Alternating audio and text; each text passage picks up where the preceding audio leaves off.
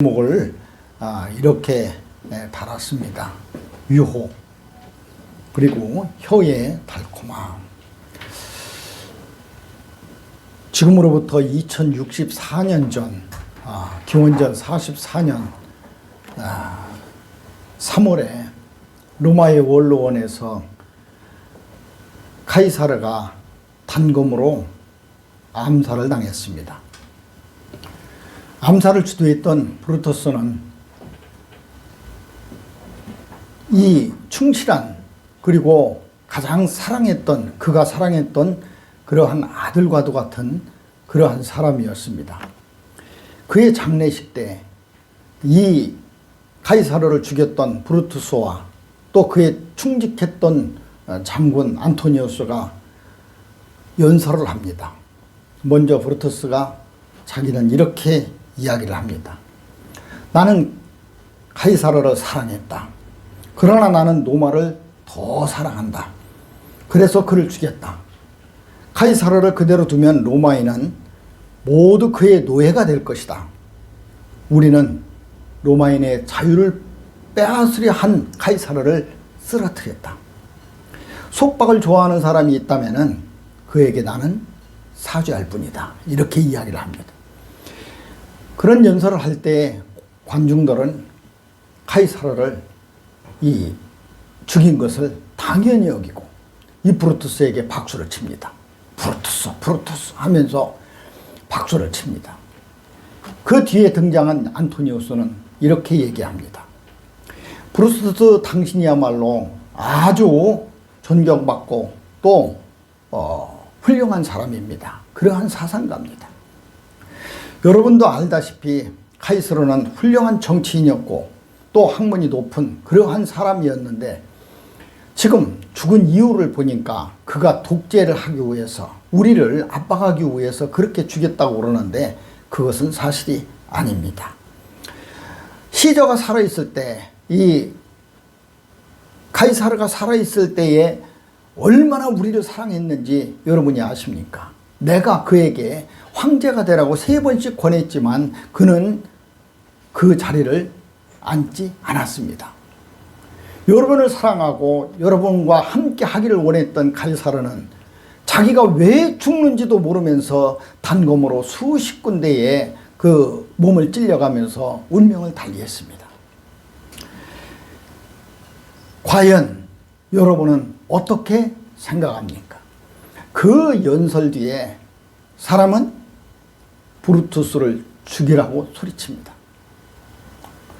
브루투스를 죽여라. 왜 그럴까요? 어떻게 그렇게 변할 수 있었을까요?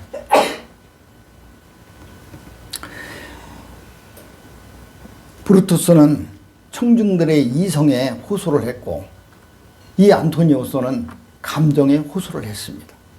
그것은 무엇으로 표현되고 나타났느냐면 바로 그들의 말이었다는 겁니다. 오늘 우리는 그러한 말의 달콤함 그리고 유혹에 대해서 살펴보고자 합니다. 오늘 이 아름다운 하나님의 동산 에덴에서 한 여자가 유혹받고 있습니다. 사탄은 그에게 그렇게 얘기를 합니다. 하나님이 참으로 너희에게 동산 모든 나무의 실과를 먹지 말라고 하더냐? 이렇게 묻습니다.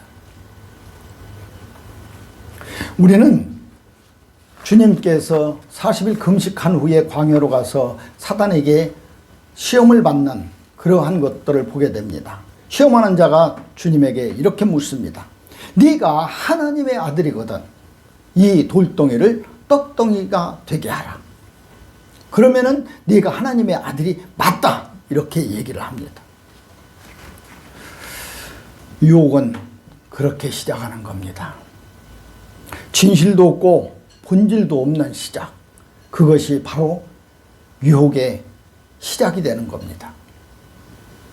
백과사전의 의미에서 유혹을 보면 이렇게 얘기를 합니다. 정신을 혼미하게 하거나 또 좋지 아니한 길로 이끄는 것을 말한다. 이렇게 얘기합니다.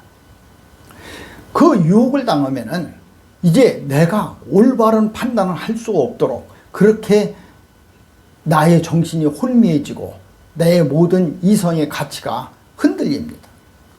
어떻게 할까요? 어떻게 해야 될까요?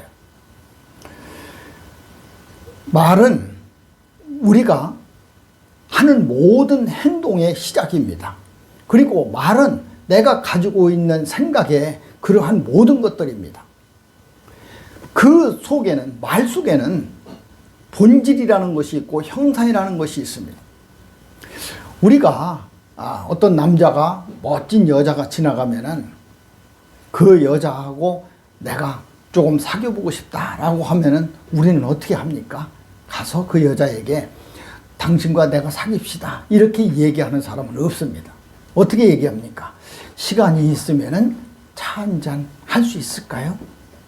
또 우리 언제 식사라도 같이 할까요? 우리 어디 가서 이야기를 한번 나눠볼까요? 지금 본질과 진실이 감춰지면서 말은 그렇게 유의를 시작합니다. 말은 그 달콤한 것을 그렇게 서서히 드러냅니다. 본질과 진실을 감추면서 말입니다. 진짜로 가지고 있는 진실은 어떤 것이었습니까? 내가 그 여자와 사귀고 싶었고 데이트하고 싶었고 그 여자를 알고 싶었고 그 여자와 함께 하고 싶었던 것이 본질입니다. 이 사단은 우리에게 그 본질을 감추면서 다가옵니다. 너는 하나님을 믿지 마라. 네가 하나님의 자녀가 아니다. 하나님 믿어봐야 아무 소용없다. 또 하나님께서 너를 심판하실 것이고 너는 모든 것에 있어서 힘들고 어려운 삶을 살 뿐이다라고 이야기하지 않습니다. 그 유혹의 달콤함은 그렇게 시작하지 않습니다. 두 번째입니다. 이 여자가 이렇게 얘기를 했습니다. 답을 그렇게 했습니다.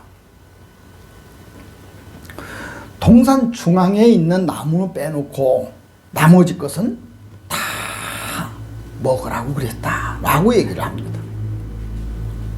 그러니까 그 말에 이렇게 또 대답을 합니다. 질문을 합니다. 아니야, 그것은 너희 눈이 밝아져서 하나님과 같이 되어서 선악을 알게 하는 그런 능력을 너희들이 가질까 싶어서 하나님이 그랬다라고 이야기를 합니다. 그렇게 유혹에 넘어가니까 그 가슴 속에, 그 마음 속에, 그 영혼에 불붙듯이 나의 가지고 있었던 잠재적인 욕망과 욕심, 그리고 내가 추구하고자 했던 그러한 내 속에 있는 것들이 올라옵니다. 끌어올라옵니다. 그래서 결과가 어땠습니까? 그 이제까지 보았던 그 실과 나무가 먹지 말라고 그 금단의 열매가 나에게 지금 어떻게 보입니까? 보암직도 하고 또 지혜롭게 할 만큼 탐스럽기도 하고 이제 그렇게 그 나무가 변화되었다는 거예요. 우리도 마찬가지입니다. 하나님에게 나아간다는 것은 우리가 지혜로워야 됩니다. 그리고 우리가 이 본질을 잃어버리지 말아야 된다는 겁니다. 우리 모든 삶 속에서 본질이 잃어버린다면 우리는 그렇게 유혹당할 수밖에 없고 그렇게 내가 파멸될 수밖에 없다는 사실이에요. 말은 본질을 벗어나면 안 됩니다.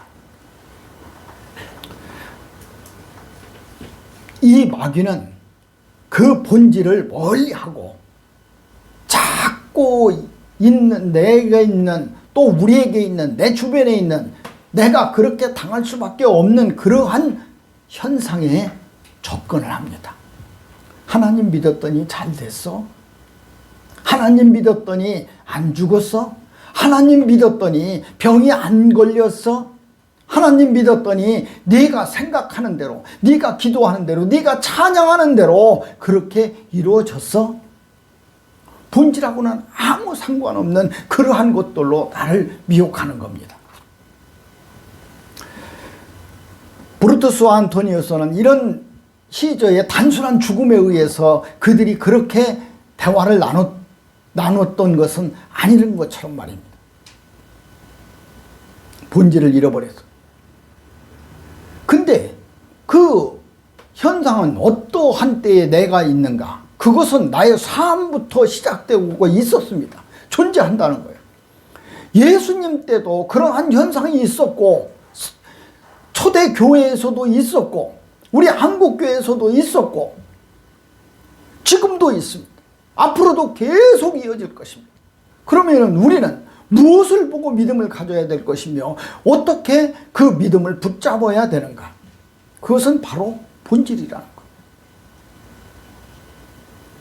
본질을 잃어버리면 타락합니다. 본질을 잃어버리면 내가 죄에 빠집니다. 죄라는 것은 어떠한 내가 하고자 하는 일에 있어서 그 관역을 벗어나는 것이 죄입니다. 우리는 그 본질의 관역을 맞추기 위해서 어떻게 해야 될까요?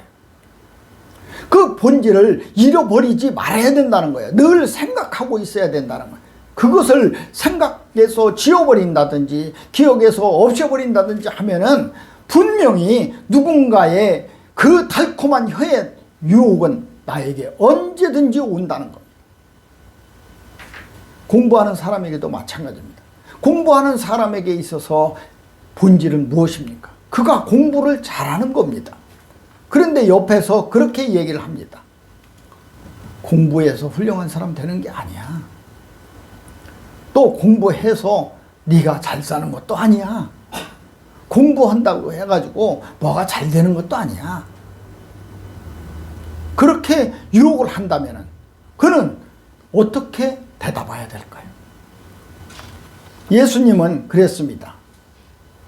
시험하는 자가 네가 이 돌덩이를 떡덩이가 되게 하라. 네가 하나님의 아들이거든 그렇게 하라라고 했을 때 주님은 그렇게 말씀을 하십니다. 사람은 떡으로만 살 것이 아니요 하나님의 말씀으로 산다라고 말입니다. 그러니까 떡은 형상입니다. 하나님의 말씀이 본질이었다는 거예요. 떡만으로 사는 것 그거 아니다. 현상으로 사는 것 그것만 아니다. 내가 하나님을 믿어서 지금 잘 살고 건강하고 무엇이든지 잘 되는 그런 것이 아닐지라도 그것은 현상이라는 거예요. 내 본질은 그렇게 되지 않을지라도 내가 하나님을 섬기고 사랑하고 하나님의 말씀을 따르는 것이 나에게 있어서의 본질이라는 거예요. 그것이 주님의 대답이셨습니다. 두 번째입니다. 네가 하나님의 아들이거든 이곳에서 뛰어내려라. 그러면은 하나님의 말씀이 머리털까지도 내가 지켜주신다고 한 그 하나님께서 너를 받쳐서 천사들을 시켜서 떨어지는 너를 안아서 네가 하나도 상하지 않게 하리라. 그러니까 네가 만약 하나님의 아들이거든 그렇게 한번 해봐라 라고 이야기를 합니다. 자, 어떻게 대답을 할까? 어떻게 그것을 이겨낼 수 있을까요? 주님은 그렇게 말씀하십니다. 주 너의 하나님을 시험하지 말라. 우리가 하나님을 섬긴다는 것은 참으로 어려운 일입니다. 보이지도 않고 늘 우리에게 말씀해 주시지도 않고 우리의 사랑하는 연인이 멀리 떨어져서 오랫도록 있으면 나에게 잊혀지는 것과 마찬가지입니다. 오래오래 떨어지면 멀어집니다. 영국 속담처럼 멀리 있으면 마음도 멀어진다는 것처럼 하나님 참 섬기기 어렵습니다. 그래서 늘 우리는 하나님과 함께 하기 위해서 어떠한 노력을 해야 된다는 거예요. 늘 내 가슴 속에 하나님과 함께하는 그러한 연습도 하고 노력도 하고 또 힘을 다해야 된다는 사실이에요. 주 너의 하나님을 시험하지 말아라. 마지막입니다. 시험하는 자는 예수님을 끌고 이 천하만국을 보여주면서 네가 나에게 경배하라. 그리하면 내가 이 모든 것을 너에게 주겠다라고 말을 합니다. 우리는 이 달콤한 유혹을 어떻게 내가 뿌리칠 수 있을까요? 내가 이 천하만국을 얻는 것은 현상입니다. 내가 가져야 되는 이것은 나의 욕심입니다. 네가 하나님과 같이 되리라 라고 했던 그 마귀의 유혹이 그 여자에게 그 유혹을 넘어갈 수가 없습니다. 네가 하나님과 같이 선악을 알게 하는 그러한 자가 되리라라는 이 달콤한 유혹을 그 여자는 벗을 수가 없습니다. 내가 하나님처럼 그 달콤한 유혹은 결국 그 여자로 하여금 그 열매가 보안적도 하고 탐스럽기도 하고 또 죄롭게 할 만큼 그러한 것으로 보이기 시작한다는 거예요. 주님은 천하만국을 주겠다는 그 시험하는 자에게 그렇게 이야기를 합니다. 하나님께 경배하고 다만 그를 섬기라. 다시 본질로 돌아가는 겁니다. 그러면은 우리가 가지고 있었던 본질이 나에게 변하지 않는다면은, 그것이 퇴색하지 않는다면은, 시험받지 않는다면은 우리는 어떻게 할까요? 우리는 주님이 주신 영원한 그러한 곳에서 행복을 누리면서 살 수 있을 겁니다. 우리가 우리의 삶을 일생이라고 얘기를 합니다. 한 번의 생이라고 얘기합니다. 여러분의 일생은 어디서부터 어디까지입니까? 어머니 뱃속에서부터 시작해서 태아로 내가 어머니 뱃속에서 있었을 때부터 내가 눈을 감고 하나님께 가는 그 순간을 우리는 일생이라고 합니까? 이 세상은 그렇게 정의합니다. 그러나 우리에게는 그렇지 않습니다. 우리는 영원부터 영원까지 우리의 일생입니다. 우리 그 본질을 잃어버리지 않는다면 말입니다. 그러면은 우리가 가져야 되는 본질이라는 것은 무엇인가? 본질은 창조주 하나님을 믿는 겁니다. 내가 창조주 하나님을 믿음으로부터 나의 본질은 시작됩니다. 그리고 그것을 계속 지속해야 된다는 사실이에요. 내가 하나님과 같이 되는 것이 아니라 내가 하나님과 같이 되어서 무엇을, 내 명예를, 권력을, 모든 것을 누리는 그러한 것이 아니라 내가 그 하나님을, 창조주 하나님을 믿고 따르고 섬기고 하는 그러한 것들, 그 본질을 잊어버리지 않아야 된다는 사실이에요. 두 번째는 바로 예수님을 구주로 인정하는 겁니다. 누구든지 주의 이름을 부르는 자는 구원을 얻는다고 주님은 그렇게 말씀하셨습니다. 누구든지 주의 이름을 불러라. 그리고 너희는 내 이름으로 구하라. 너는 나에게 구해서 기도해라. 내가 너에게 주겠다라고 하시는 거예요. 그것은 무엇입니까? 주님의 본질을 인정을 하는 겁니다. 네가 나를 인정하는 대로 나도 너를 인정하겠다는 겁니다. 네가 나를 외면하면 나도 너를 모른다 할 것이다. 본질은 말입니다. 변하지 않는 내 순수한 내가 존재하는 이유도 됩니다. 목적이 됩니다. 내가 이곳에서 숨을 쉬어야 되는 그러한 이유와 목적이 나의 본질이 되는 겁니다. 우리는 믿음이 있다가도 없어지고 또 하나님을 섬기다가도 말아버리고 내가 교회에 나갔다가도 다시 세상에 돌아오고 하나님이 있을 것 같으면서도 또 돌았으면 나 혼자 쓸쓸히 사막에 있는 것처럼 느껴지고 세상 모든 사람들과 함께 열심히 살아보고자 했지만 아까 우리 최명아 목사님 기도하신 것처럼 이 힘들고 어렵고 아프고 지친 이 세상에서, 홀로 있는 이 세상에서 그렇게 본질이 자꾸 잊어버리고 사라지고 퇴색해져. 그것이 변해지는 그러한 삶. 우리는 다시 돌아가야 된다는 거예요. 마귀가, 시험하는 자가, 네가 만일 하나님의 아들이거든 떡덩이가 돌덩이가 되게, 이 돌덩이를 떡덩이로 만들어 보라고 유혹하는 것처럼, 또 네가 하나님의 아들이거든 한번 하나님을 시험해봐라, 여기에서 뛰어내려봐라, 그리고 네가 나를 경배하라, 이렇게 하는 것처럼 이 세상은 수없이 나에게 넘어뜨리고 내 본질을 흐리고 내가 하나님에게 나아갈 수 없도록 만들어는,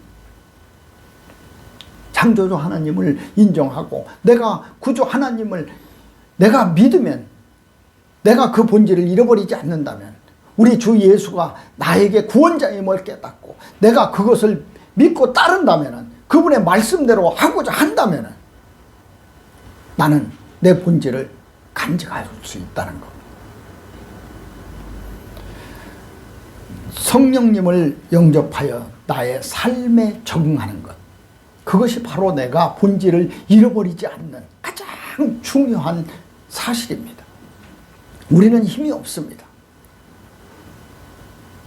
저 독수리의 날갯짓보다, 또 독수리의 날카로운 불이, 또 저 들짐승의 날카로운 발톱보다, 그리고 그 이빨보다 우리는 너무너무 연약한 존재입니다. 우리가 날 수도 없고 물속에 들어갈 수도 없고 또 이 세상에 있어서도 어떠한 짐승과도 이길 수 없는 그런 나약한 모습 속에서 내가 살아갈 수 있다는 것. 또 힘들고 어렵고 지치고 아프고 고독하고 외로운 이 세상에서 내가 견딜 수 있는 그러한 힘, 그러한 힘의 원천, 그것은 바로 성령님이십니다. 성령님이 나를 붙들어 주시는 것. 성령님이 예수님께서, 하나님께서 우리에게 주신 말씀을 가르쳐주고 또 그것을 지켜 행할 수 있도록 나에게 능력과 힘을 주시는 겁니다. 그 성령님이 바로 내 삶에 적용이 돼야 된다는 거예요. 내가 본질을 지키려고 하는, 내가 본질을 지키고자 하는 그러한 힘이 되어야 되는, 힘의 원천이 되시는 겁니다. 주님께서는 요한복음 14장 16절에 그러십니다. 내가 아버지께 구하겠으니 그가 또 다른 보혜사를 너희에게 주사 영원토록 너희와 함께 있게 하시리니 저는 진리의 영이라. 진리는 변하지 않는 겁니다. 그리고 이 세상에 반드시 이 세상에 있어야 되는 그러한 분명한 원칙입니다. 지금 세상이 너무나 혼탁하고 힘들고 어려운 그러한 모습들은 우리에게 진리가, 거짓 진리가 참 권리를 이기기 때문에 그렇습니다. 그것은 말의 궤변입니다. 그런데 그 말의 궤변이 바로 우리를 에덴 동산에서 우리 마음을 흔들었던 그러한 질문이었습니다. 동산의 모든 것을 하나님께서 너보고 먹지 말라 하더냐? 아니야. 모든 것은 다 허락했대. 선악을 알게 하는 저 나무는 먹지 말라고 그랬어. 아니야. 네가 그것을 먹는 날에는 네가 하나님과 같이 되어서 선악을 알게 하는 거, 하나님이 알기 때문에 너에게 그렇게 했던 거야. 그러한 유혹이, 그러한 말의 달콤함이 우리를 더 힘들게 하고 본질을 잃어버리게 하고 본질을 벗어나게 하고 우리를 죄악에 있게 하고 내가 사망에 있게 하고 내가 한 발짝도 하나님 앞에 나갈 수 없게끔 나를 붙들고 있는 겁니다. 16장에 보면은 이렇게 말씀하십니다. 내가 너희에게 실상을 말하노니 내가 떠나가는 것이 너희에게 유익하니라. 내가 떠나가지 아니하면 보혜사가 너희에게 오지 않을 것이요 가면은 내가 너희에게 그를 보내주리라. 예수님이 우리를 사랑해서 그는 본체 하나님이십니다. 그러나 하나님의 모든 영광 보좌를 버리시고 우리에게 오셔서 우리와 함께 계시다가 가셨습니다. 우리의 손에 의해서 말입니다. 우리는 그를 못 박았고 우리는 그를 조롱했고 우리는 그를 멸시했습니다. 그러나 그는 우리를 사랑해서 내가 이렇게 떠나가는 것이 너희에게 유익한 거다. 내가 보혜사 성령을 너희에게 보내주리. 그 성령을 믿고 살아라.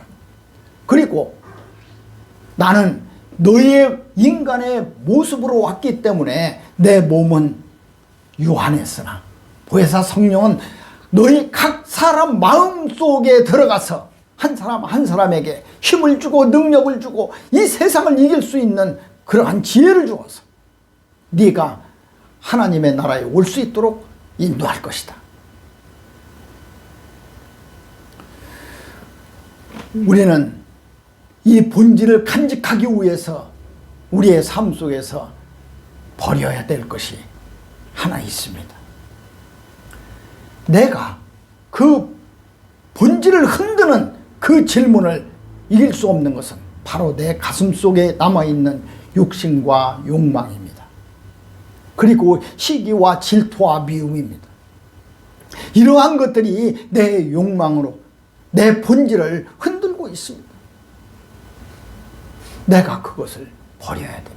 하나하나 놓아야 됩니다.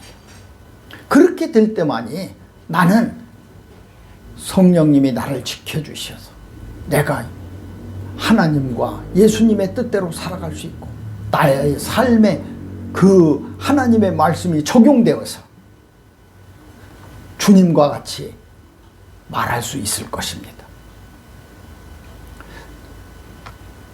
하나님을 시험하지 말라. 그리고 하나님만 경배하고 그를 섬기라 라는 본질로 다시 돌아갈 수 있다는 사실입니다. 많은 사람들이 우리 기독교의 타락을 이야기합니다. 이 시대는 기독교를 조롱합니다. 많은 사람들이 우리 보고 조롱하고 미워하고 또 우리를 비웃습니다. 어디에서부터 그렇게 됐을까요? 바로 우리 본질이 흔들리기 때문에 그렇습니다. 흔들렸던 그 본질을 바로 찾는 시간이 되시기를 바랍니다. 그리고 오늘 우리 아름다운 에덴 동산에서 그 사단과 하나님의 여인이 나누었던 이 대화를 통해서 우리가 이제 예수님께서 금식한 후에 광야로 가셔서 시험받는 자에게 시험당했던 그 질문을 함께 기억하면서 우리의 본질을 잃어버리지 말고 우리 마음속에 우리의 삶 속에 성령님을 모셔서 사는 귀한 여러분이 되시기를 주님의 이름으로 축원합니다. 아멘. 기도하겠습니다. 걸어가시고 참 좋으신 하나님 아버지, 오늘 에덴 동산에 사단과 여인의 그 대화를 들었습니다. 그리고 40일 금식 후에 시험하는 자가 예수님께 던졌던 질문도 들었습니다. 아버지, 우리 이 본질을 잃어버리지 않도록 하여 주셔서 우리의 삶 속에서 하나님께서 우리에게 주신 본질의 삶으로 다시 돌아가 사는 그러한 우리의 삶이 되게 하여 주시옵소서. 아버지, 힘들고 어렵고 지치고 아프고 고독하고 외로운 이 세상, 아버지, 우리 늘 본질 속에 있게 하여 주셔서 행복하고 사랑하고 모든 사람에게 하나님의 말씀을 전파할 수 있는 그러한 삶이 될 수 있도록 하여 주시옵소서. 지켜주시고 모든 것 위에 하나님의 은혜와 사랑과 긍휼이 함께 임하게 도와주실 줄 믿사옵고 걸어가신 우리 구주 예수 그리스도 이름 받들어 감사하며 간절히 기도 올립나이다. 아멘.